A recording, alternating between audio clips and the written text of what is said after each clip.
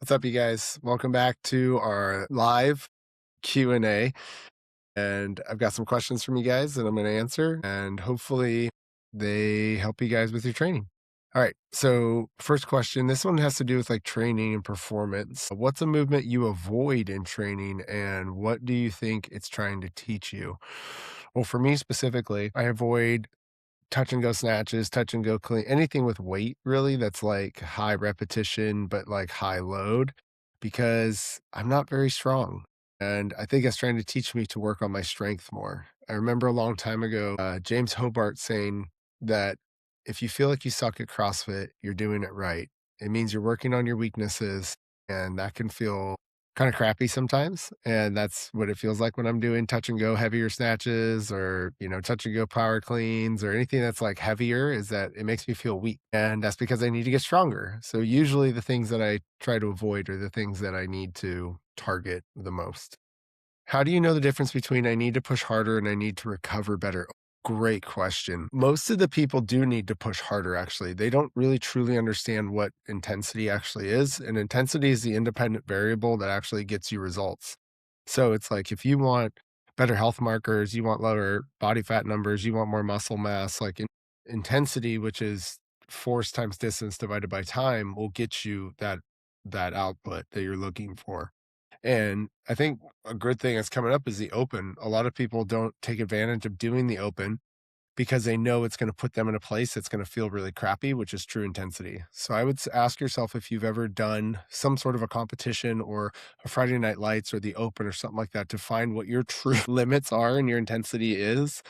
And if you've done that and you've been there before and you feel like, no, I push hard, but I'm still feel like crap, like I don't feel like I'm getting fitter, it could be a recovery issue. It could be that you're pushing too hard too often and you actually need to take some days off.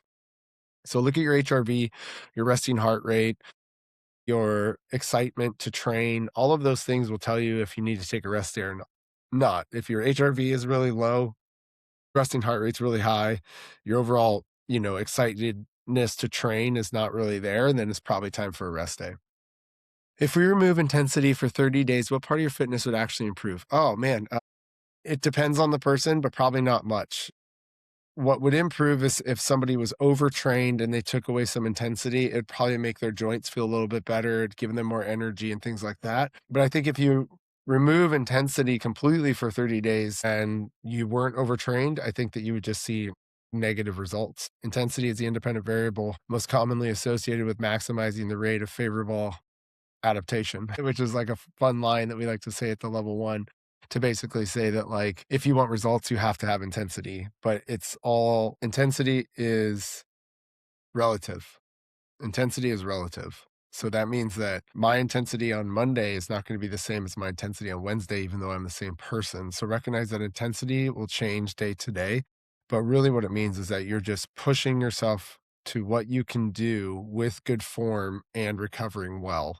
And I think a lot of people just push hard. So I think if you were to remove intensity for 30 days, you would probably feel like your joints feel a little bit better. Your central nervous system would feel better.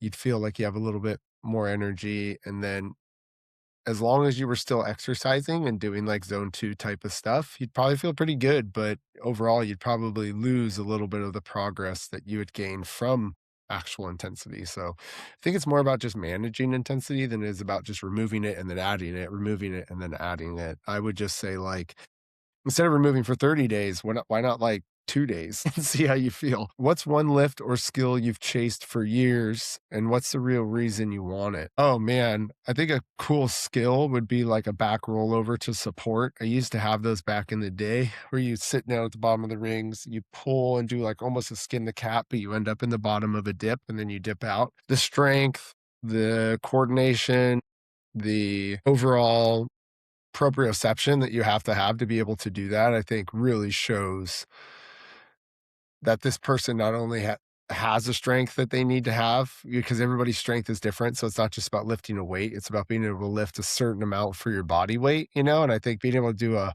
back rollover to support is like something that really shows me that this person has everything I'm looking for. So it's not a lift, but it's a skill that I definitely need to get back on chasing again. How would your training change if the goal was to be strong at 60 instead of fit right now? Oh, that is a goal actually. And it would just be that I wouldn't look for such huge results so fast, right? Like I would have longer cycles, more time in between cycles to recover, just be able to spread things out a little bit more with lower volume and higher intensity that would allow me to reach those goals over a longer period of time. Like we've got a guy at our gym, Tom, who is approaching the 60s and the guy still PRs everything all the time. And it's just been this slow, steady progress that he's made over the last 14, 15 years of doing this stuff. He should be going the other direction, but because he didn't do what I did, which was get really fit really fast, and then, life sets in and you can't work out 8 hours a day anymore, is that he just kind of slowly built up his intensity over time, and he's still PRing to this day. So that's the ultimate goal. What's the most overrated training advice you've ever followed? Well, that more is better, like just add more. You need more strength, more intensity, more accessory work, more yoga, more food, more everything. And I think when I instead switched my attitude to less, but better is better, things got way better. So it's not about how much you can do, it's about the quality of what you can do and if that's actually getting you objective results. What habits outside of food most affects how you eat? Oh man, I would say sleep and life stress. And those are interchangeable, obviously. If sleep's going good, but life is really stressful, it's going to make it hard to have the time necessary to be able to meal prep and to do the things that you want to do, like cook dinner, sit down and actually be able to have some time to do that. But if sleep isn't very good and life stress is like pretty low, you're just not going to have the energy to want to do it. You're going to feel like crap. It's going to be really hard. So I would say focus on sleep and focus on minimizing life stress, and that will probably help the most with your nutrition. If fat loss wasn't the goal, how would your relationship with food change? Oh, I would eat way more, way more. I would feed myself what I needed. Having a little bit of body fat on you is actually a good thing. Being like, single digit body fat for too long of a period of time is actually a negative. So you want to make sure that you do have a little bit of body fat on you. I'm talking like 10 to 15%. If you get around 20%, we're getting a little too high and you want to bring it down. But I think living between 10 and 15% is like a perfect place to be. What's one healthy habit that actually causes stress in your life? Man. Well, I mean, CrossFit technically causes stress. It's a stressful thing to do. It's stressful on your body, but it helps your body become stronger. So that's a hard question to answer. I'm going to come back to that one because I'm not really sure how to answer that one because everything that's healthy, a habit that I have, doesn't cause stress in my life. It relieves stress out of my life. So maybe that's the answer. If it's actually a healthy habit, it shouldn't cause stress in your life. And maybe that healthy habit actually isn't a healthy habit. You're just saying it's a healthy habit, right? And you should actually probably get rid of that thing. When do you tend to eat past fullness and what's usually happening emotionally at that moment? It's at the end of the day when I haven't had enough calories, I haven't exercised, and I'm overstressed. I will just eat everything that comes into my view. It's not good to eat past fullness. But I tend to do that when I'm overstressed and I haven't slept well and I'm not exercising. It's like your body just wants to feel some dopamine, I think. So it goes for sugary foods that give you a little bit of a dopamine boost that you could get from exercise, from eating healthy, from going to sleep on time. But when you're not doing that, you're searching for it somewhere. So you end up usually finding it in food. What would consistency look like if perfection wasn't allowed? What would consistency look like if perfection was? It'd probably be great, actually. I think being a perfectionist can sometimes derail actually your progress. So I think that you're looking for consistency, not perfection, is the actual answer to this. If you had to improve nutrition without tracking anything, what would you focus on first? Without tracking anything, I would focus on getting the right amount of protein in, then the right amount of fat in, and then filling the gap with carbs after that. Protein and fat will give you more long sustained energy, make you feel fuller longer. Fat will help with your joints, help with brain health, all that stuff. And carbs are really there to fill the gaps when you need a little bit of an energy boost or you need it for exercise. How do you personally know when stress, not training, is the thing holding you back?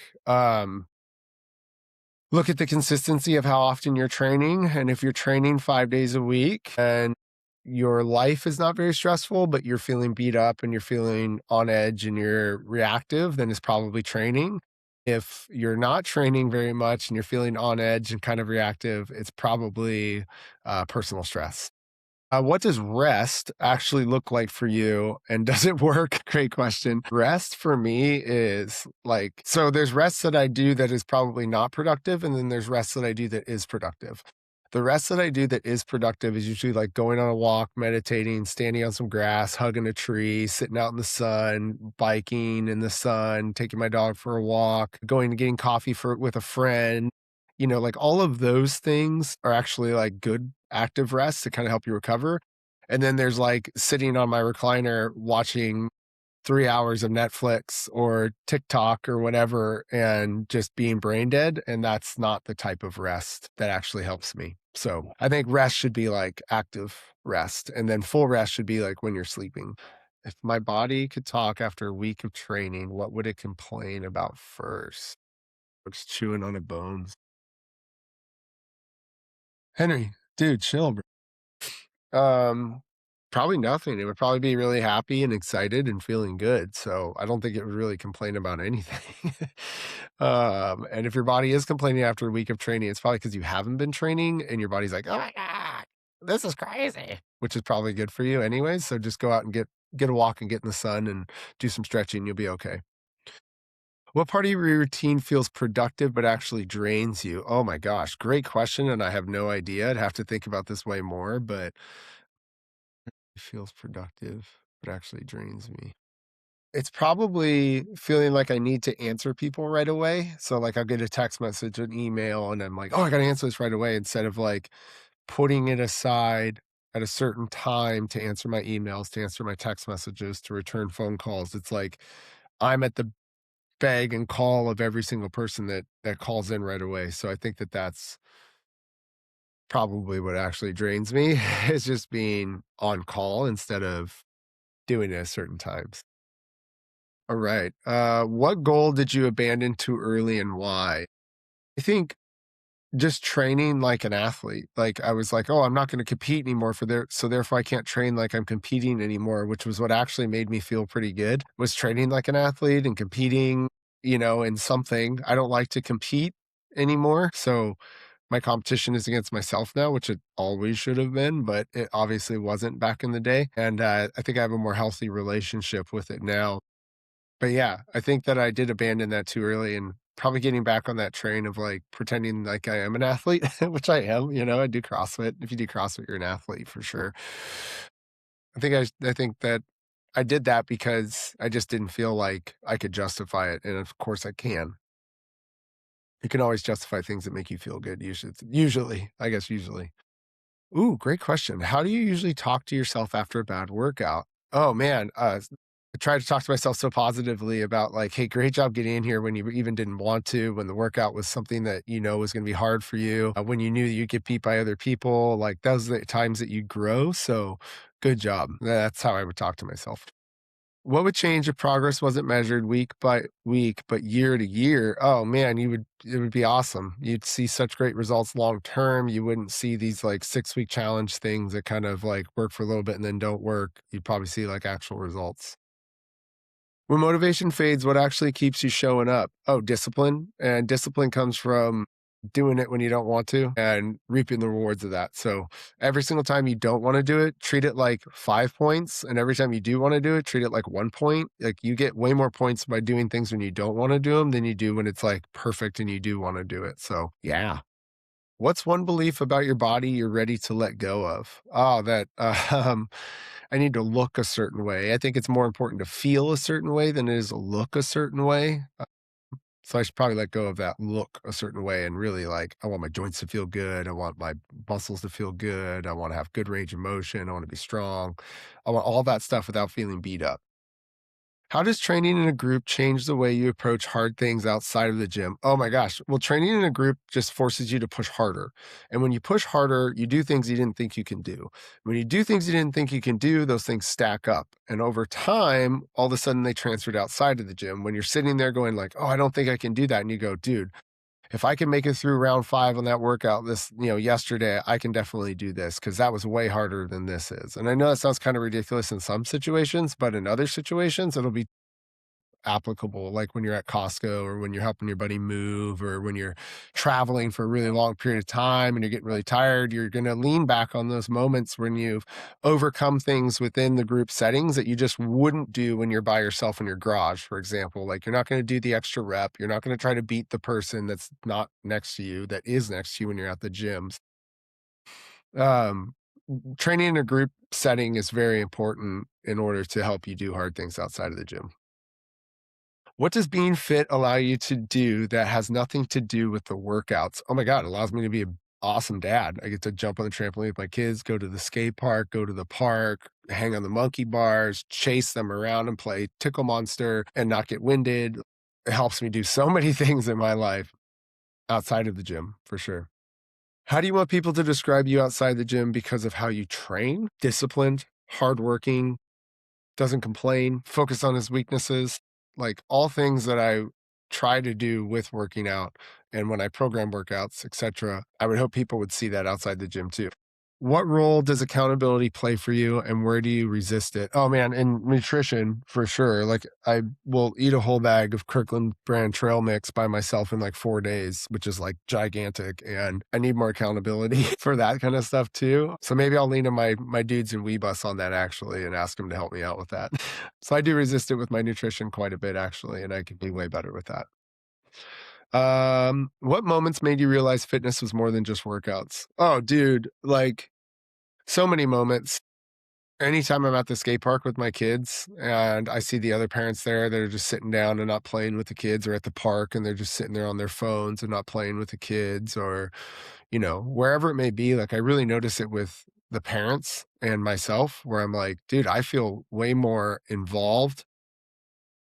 I feel way more I feel like I'm having way more fun with my kids because of it. So yeah, definitely more than just workouts, that's for sure. If you could give your past self one piece of advice about health, what would it be? How important nutrition is and sleep and getting vegetables and fruits, like 800 grams of weighed veggies and fruits a day, getting 8 hours of sleep, like those things should be non-negotiables, honestly, for us. What's a win you're proud of that doesn't show up on the leaderboard? Man, I would say it's how long and the quality of which we've owned Coast Range and operated under Coast Range. Almost 15 years now we've been doing this, and we have members that are still with us over 15 years. They're still PRing, they're still getting better, they still have amazing range of motion, that still go hike Half Dome and play or go wakeboard on the weekends and that kind of stuff. Like, I'm really proud of those things that will show up in people's lives that go to my gym, but probably not on the open leaderboard, for example. Like they're not going to be first or second on the leaderboard, but they are going to wakeboard literally all day for 3 days straight and not be sore. That's pretty cool.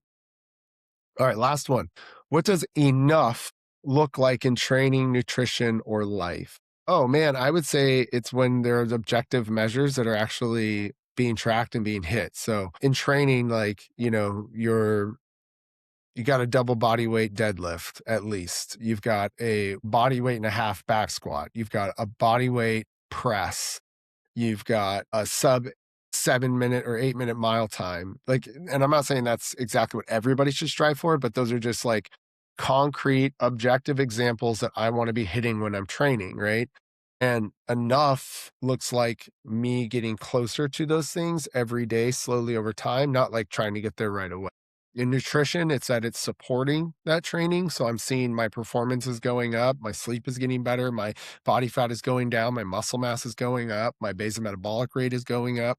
All of the things that really matter are getting better because of my nutrition, and that my life isn't getting in the way of my nutrition or my training. I think that would signal that it's enough. All right, you guys, that's all I got for you guys today. If you have any questions, be sure to hit them up in my Instagrams at Wes Pyatt 2013. You can find us on Skool, Skool, under The Academy by Wes Pyatt. That's where we have a plethora of coaches from around the world that get together to learn, to talk and to become better coaches so that we can change the planet one person at a time, one squat at a time, one press at a time, nutrition program at a time. Hit us up on the academy at school under Wes Pyatt for a free 7-day trial.